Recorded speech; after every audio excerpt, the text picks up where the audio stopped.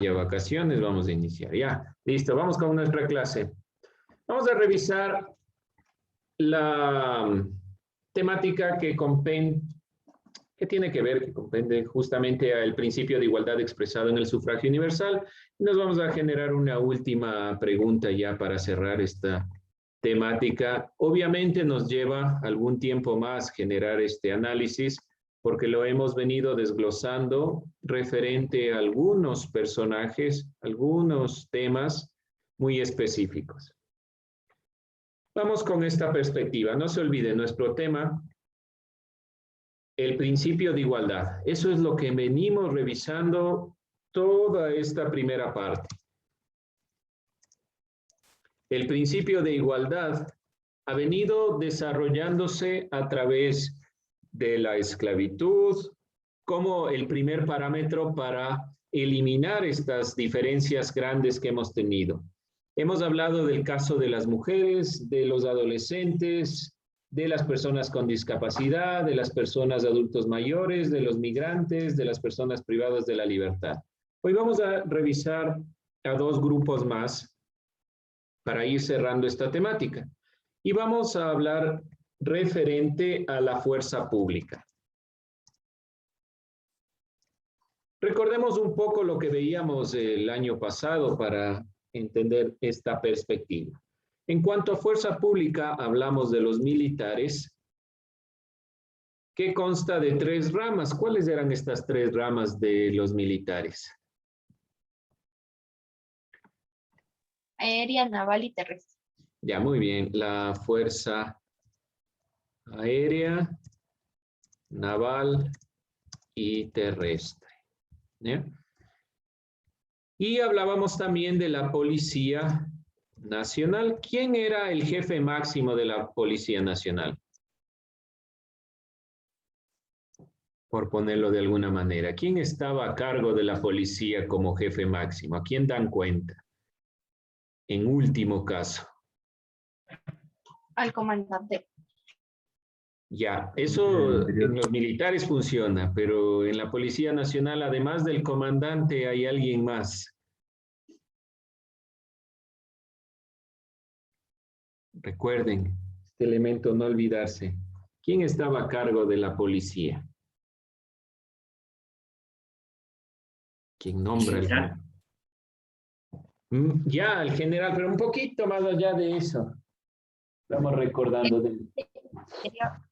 ¿Perdón? El Ministerio del Interior. El Ministerio del Interior. El Ministerio del Interior está a cargo de toda la defensa, ¿no es cierto? Pero a cargo de la policía, vamos a ver. Recordemos cuándo se formó la policía. ¿Quién estaba a cargo de la policía? Tal vez el presidente.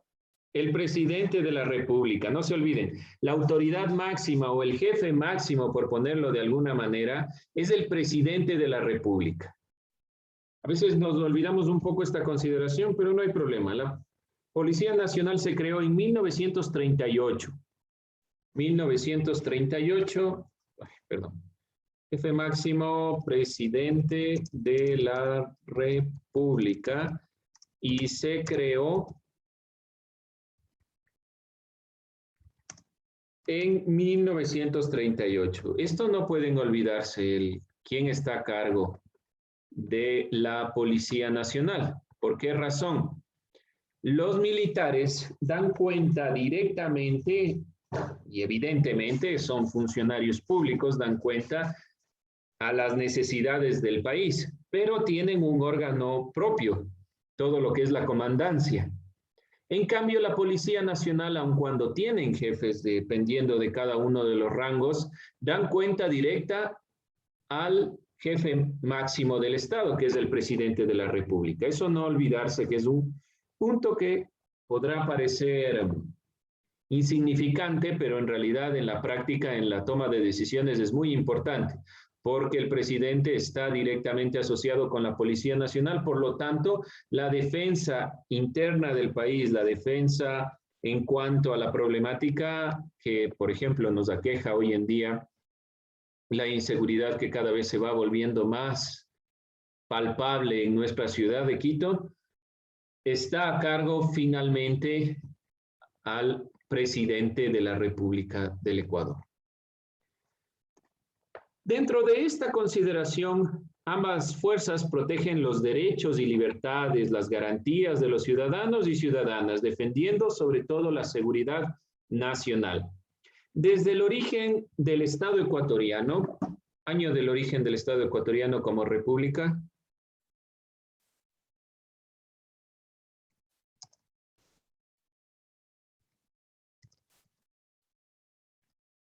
ecuatoriano. Año del inicio de la República del Ecuador.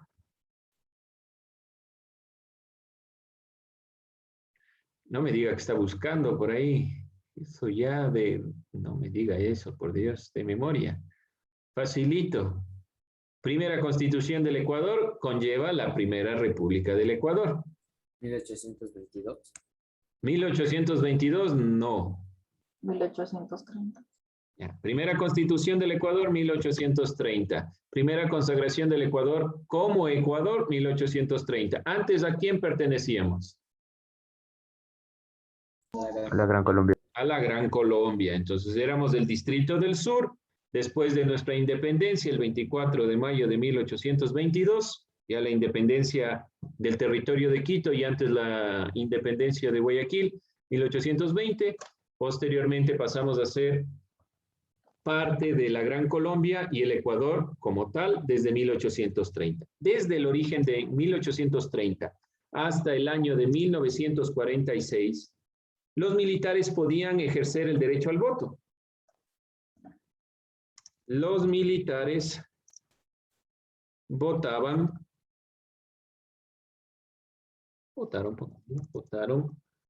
libremente, eligiendo a todas las autoridades,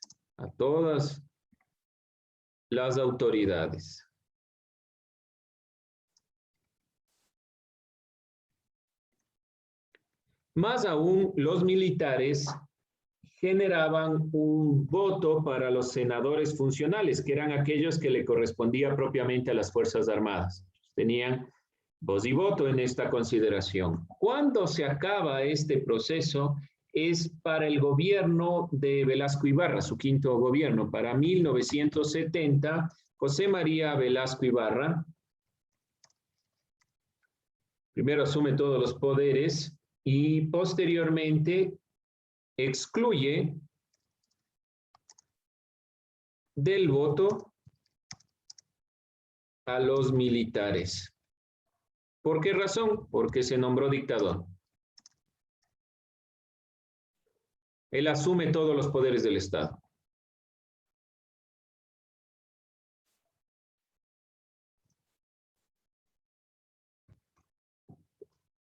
Aún así, después del retorno a la democracia y todo este proceso que nosotros conocemos, se generaron, sobre todo la Constitución referente a los cambios de perspectiva que se suponía iban a retomar los derechos y las necesidades particulares de los grupos humanos.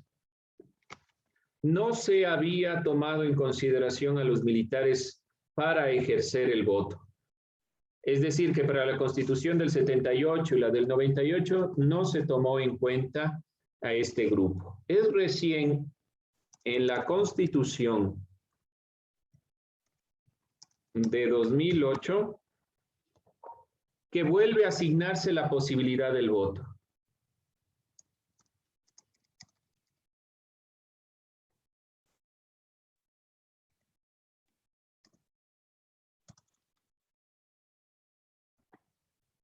Entonces, desde aquí se vuelve a asignar el voto tanto para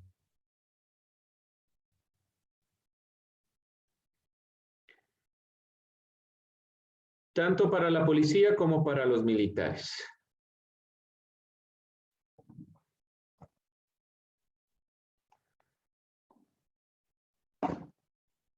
Voto para la policía y militares en servicio activo.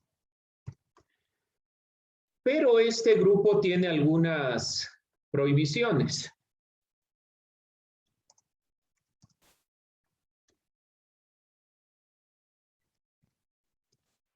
¿Cuáles son estas prohibiciones?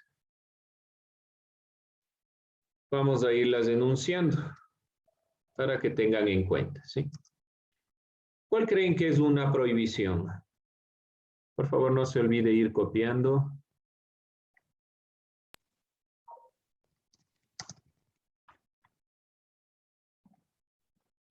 Ir sin uniforme a votar. No el uniforme específicamente, pero sí el uso de armamento. No portar. Porque recuerden que los policías cumplen, la policía y los militares cumplen una función primordial el día de elecciones. Ellos son los encargados de llevar las papeletas, todo el conjunto de las papeletas electorales y de custodiarlas. Por lo tanto, están con su uniforme, pero no pueden portar armas del momento de sufragar. ¿Qué más no podrán hacer?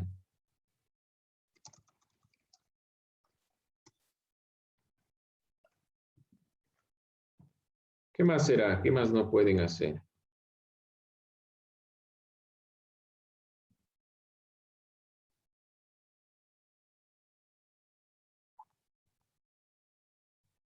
¿Alguna otra idea?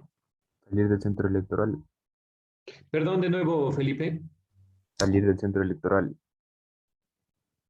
Digamos eso como sus funciones tal vez específicas, porque cada militar, dependiendo de a lo que sea asignado, estará cumpliendo una función específica. Pero bueno, sí, ellos votan en el centro electoral en el cual están designados para su patrulla. En ese punto sí. Vamos a ver otro. No pueden participar en actividades proselitistas. Es decir, que no pueden participar o inducir o convencer a la gente de ningún tipo de doctrina política, ningún tipo de participación. Y por lo tanto, tampoco pueden participar en campañas. No pueden participar en ningún tipo de campaña. Realizar campañas electorales. Tampoco pueden ser candidatos y tampoco pueden ser miembros de juntas receptoras.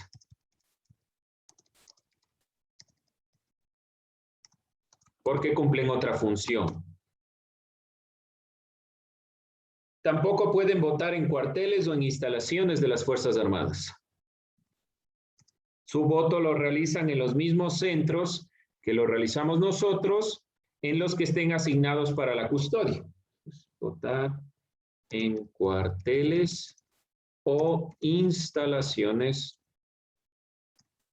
de las Fuerzas Armadas o Policía Nacional.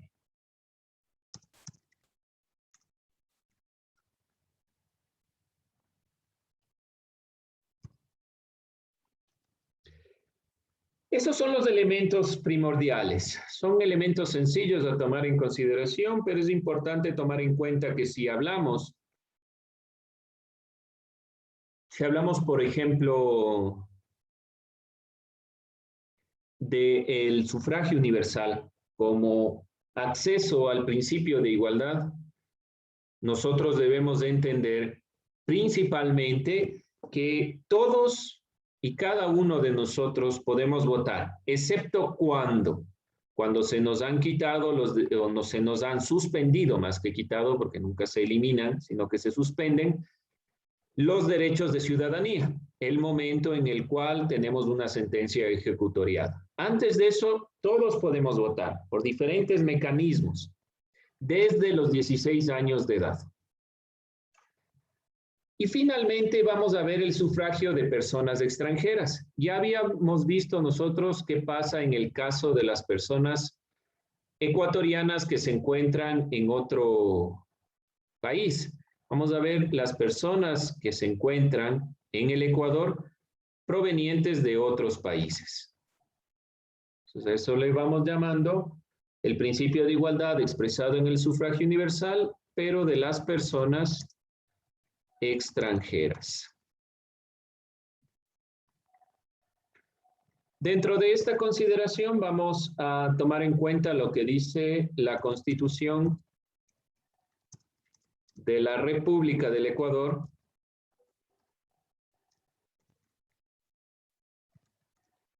dentro de la Constitución de 2008, evidentemente, en su artículo 63. No se olvide, por favor, tome nota, estos elementos van apareciendo nuevamente y nosotros aquí los estamos sintetizando rápidamente, así que si no toma en cuenta estos elementos se complican y después se confunden las ideas. Aquí se reconoce el derecho de las personas extranjeras al sufragio universal. En general, ¿cuál fue la Constitución, para recordar un poco lo que veíamos antes? ¿Cuál fue la Constitución, la primera Constitución que reconoce el sufragio universal?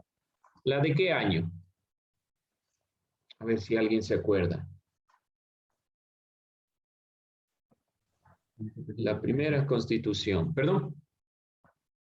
1776. 1776 el Ecuador pertenecía a España. No éramos independientes, no era ni el Ecuador. 1700 estamos todavía dentro de la época colonial. Tal vez 1900, por ahí quiere decir Felipe.